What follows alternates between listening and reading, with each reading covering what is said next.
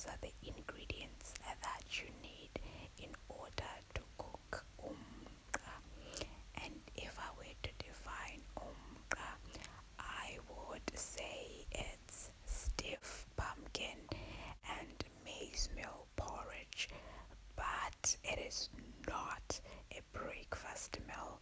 You can have it for lunch or dinner. So yeah, that's what you need in order to cook umqa. Now let's continue. I have my tray ready with me and cut it in half. After cutting it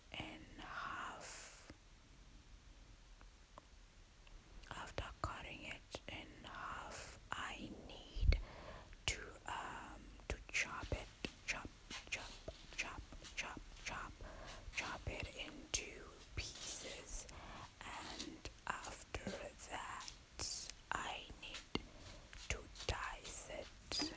Chop, chop, chop, chop, chop. After dicing it, you need to place it. You need to soak it in water. Sorry.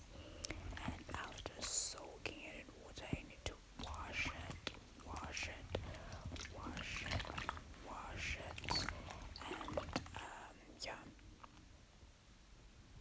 Now start cooking it and cook it gentle until the pumpkin is soft. So you need to make sure that it is boiling, and you need to boil it, boil it, boil it up until the pumpkin is soft.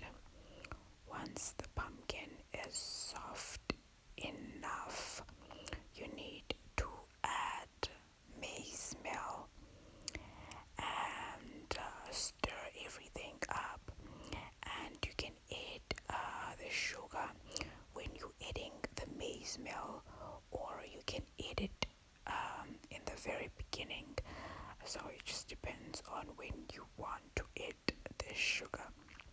So